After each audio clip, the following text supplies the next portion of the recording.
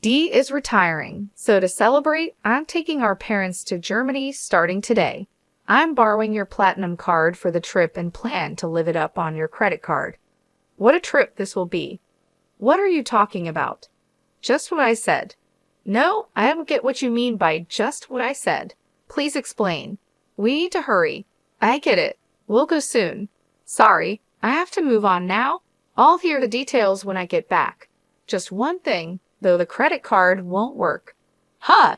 My jobless husband Jeremy took my credit card to take our parents-in-law on a trip. I put up with a lot from Jeremy, but this seems like the perfect opportunity to teach him a lesson. When he returns from the trip, he'll have some big regrets. I'm Maria, a 35-year-old company employee. After graduating from a prestigious university, I landed a job at a major company and have received good evaluations. Despite being only 35, my income is enough to support Jeremy, who doesn't work, and a child if we had one, but that's hypothetical. We've been married for 6 years and don't have kids yet, though we're thinking about it soon. Blessed with a good job and income, I should be happy in my newlywed life, but I'm not. The part about having a child is hypothetical, but Jeremy not working isn't. I'm not hungry for dinner because I ate snacks. That's fine, but what about your job search? I didn't go for an interview today. Just stayed home looking at job websites. Jeremy quit his job a year ago and has been job hunting since. To be precise, he's been working part-time but doesn't stick with any job for long. He starts a job, quits soon after, relaxes for a while, then looks for another part-time job. You're looking at part-time jobs again, aren't you? I'm looking at both full-time and part-time. Why don't you stop looking for part-time jobs and focus on finding a full-time position? I know, but there is a right time for everything. I wish Jeremy would find a steady job, but there's a reason he can't be pushed too hard.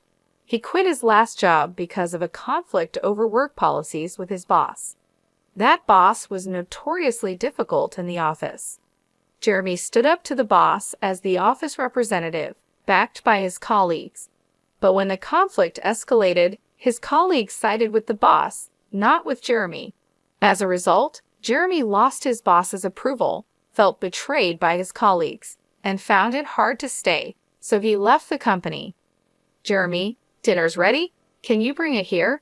After quitting, Jeremy became reclusive, staying in his room. After about 3 weeks, he started coming out and helping with household chores. I'll do the dishes. Really? Thanks. Then it's all yours. Yeah, I've got nothing but time, Jeremy said, smiling, but it didn't seem genuine. Yet after another 3 weeks, he started job hunting. I have an interview today. Is it your top choice? Yeah, I'm going to get this job and start over. I'm rooting for you. Do your best. A month after quitting, Jeremy began job hunting in earnest.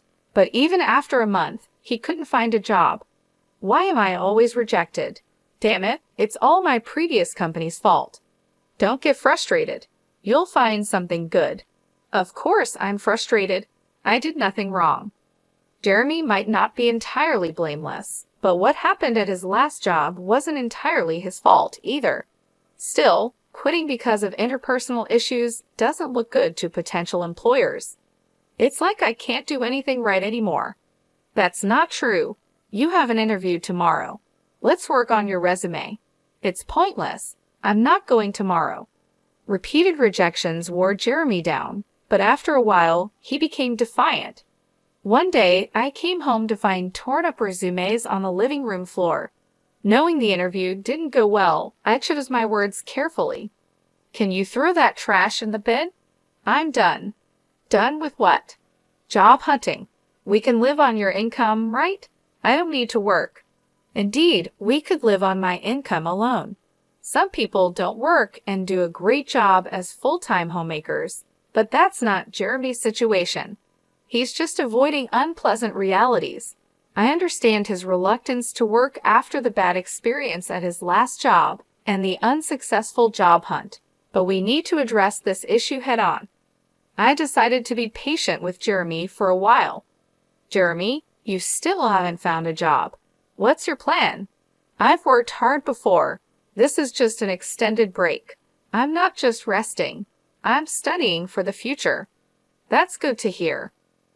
Living near my in-laws, Jeremy's mother, Linda, and father, Brandon, started visiting us more often after he quit his job.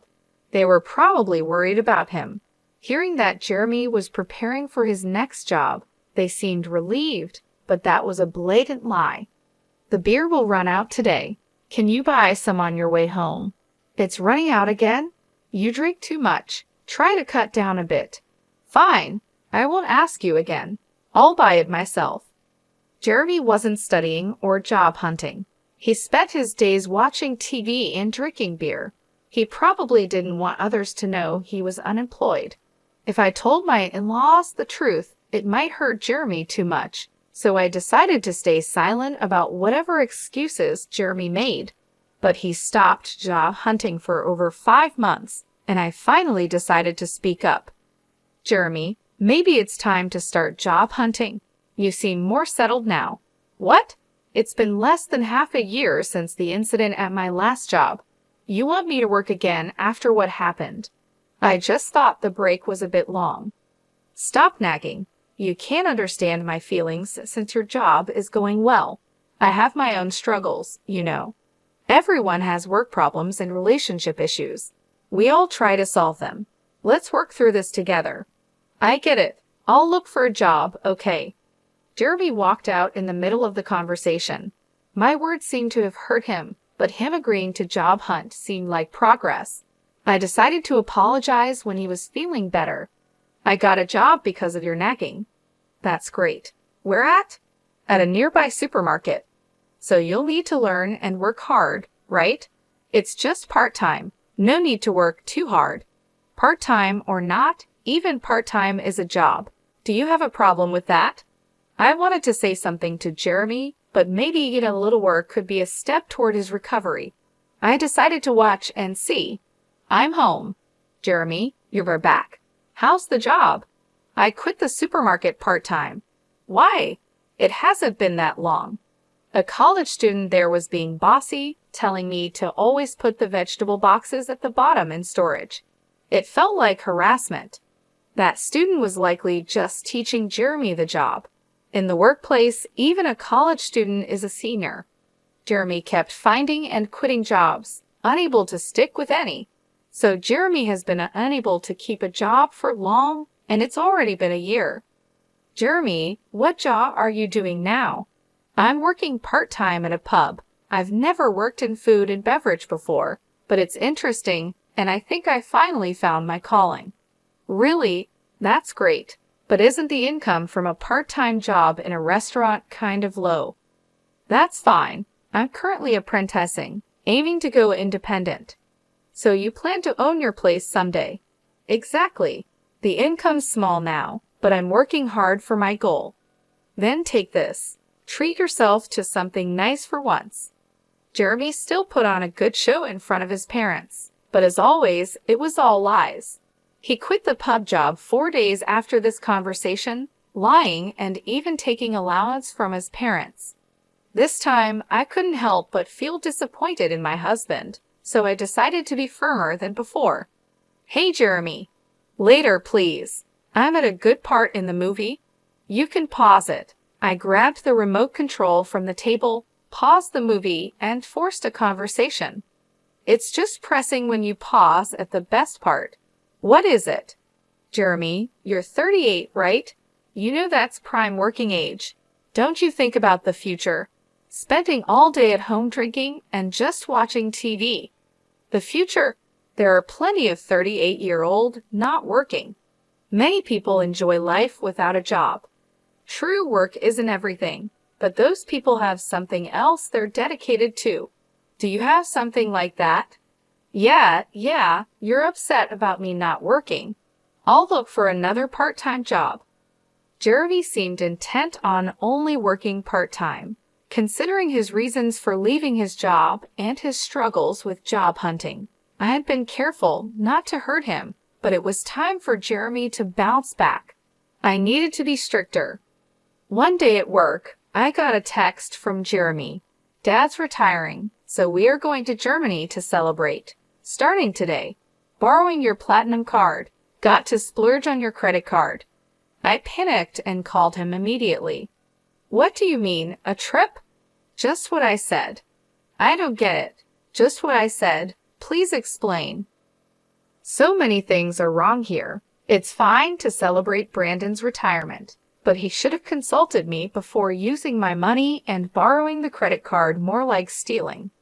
And why am I paying for a trip to Germany that I'm not going on? Jeremy was probably bragging to his parents, claiming the money was from his savings. My credit card. Thinking about it infuriated me, but one thing Jeremy said caught my attention. You said you borrowed a credit card. The one from our house. Yeah. Why do I have a platinum card? Some people think you need a high income for it, but that's not true. Credit history, stable income, and other factors matter, and it's attainable in your 40s. The annual fee is high, but I use it for the benefits and points. However, that credit card is in my wallet. So you took the credit card from home. Yeah, so I'm counting on you for the payment. Jeremy, elated about his trip to Germany, is speaking to me in a provocative tone. I have been patient with Jeremy for a long time, but this seems like a good opportunity. Jeremy thinks he's clever taking my credit card and being all cheerful, but he's in for a surprise. What are you doing? We need to go. Got it. I'm coming. Sorry, I need to move on now. I'll hear the details when I get back. Just one more thing, the credit card you took won't work. What? That can't be right. It's in Maria's name, and the expiry date is this month. It's short, but it shouldn't be a problem. You're lying, right, Maria? You're lying to stop me from using the card, aren't you? Such a lie is easy to see through. Yes, it expires this month. That's why I have already received a new credit card. What does that mean? So I have 2 credit cards to use for a while now. Sometimes with my credit card, when the new one is activated, the old one stops working. And I've already started using the new card, so the one you took won't work. You're kidding, right? You think it's a lie? If you don't believe me, I can send you the URL to the credit card website, or you could just try using the card. It would be amusing to see you try to pay with a card that doesn't work. This credit card really won't work.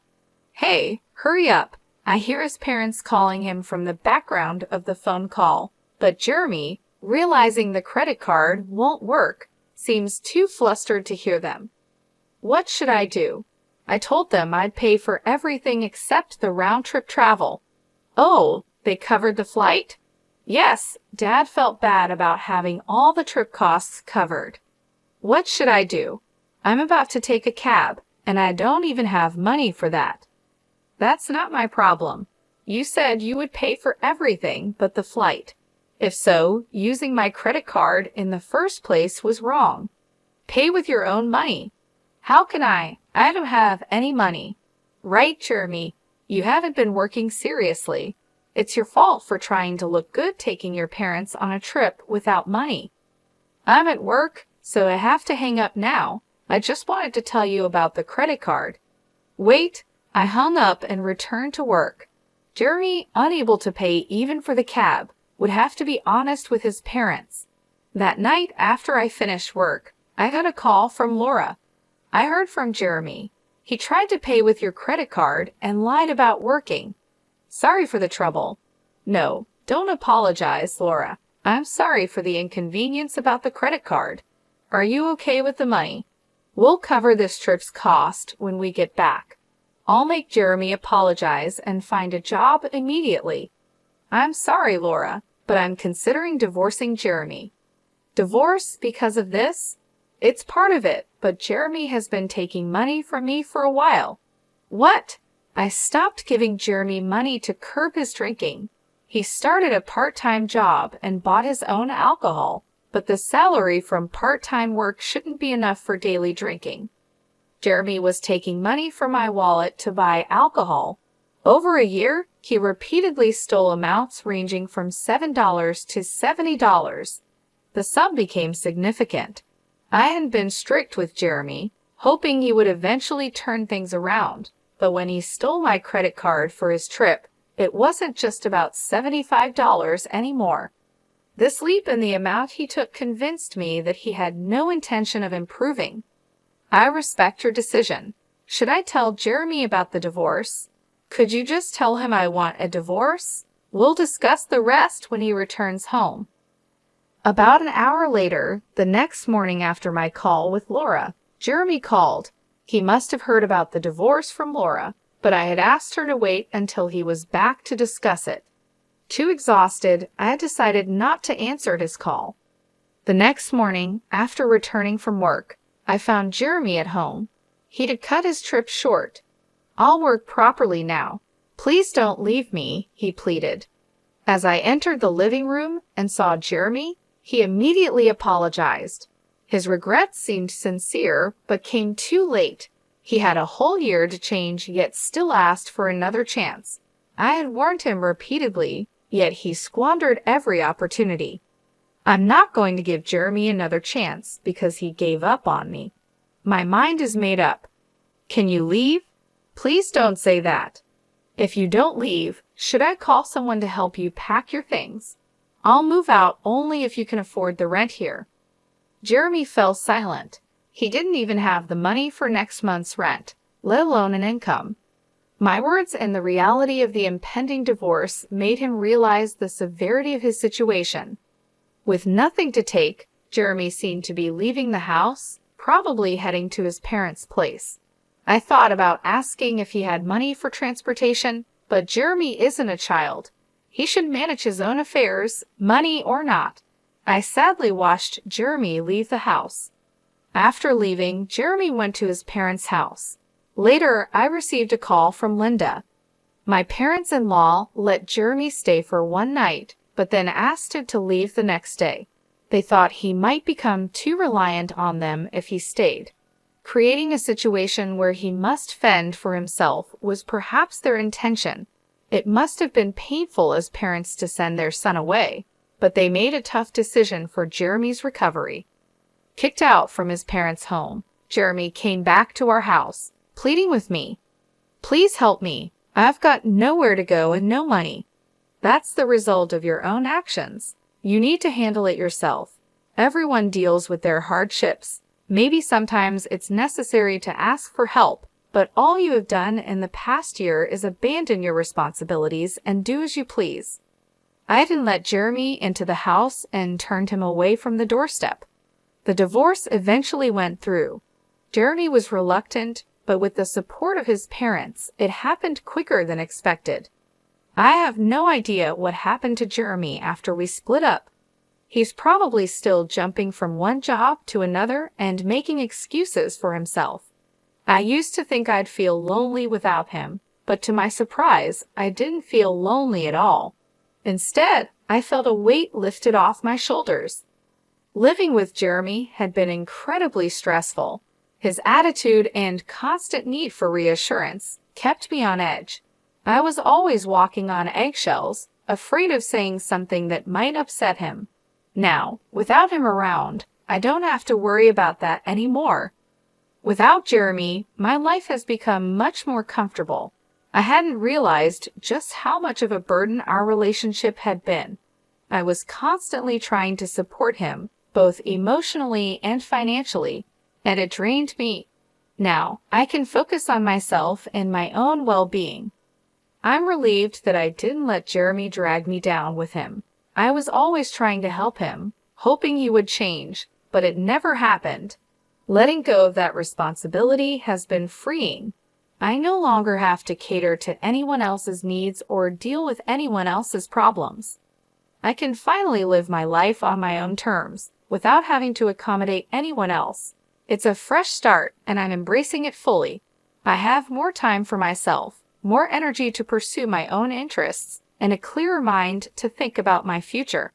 I'm grateful for this new chapter in my life, free from the stress and worry that Jeremy brought into it.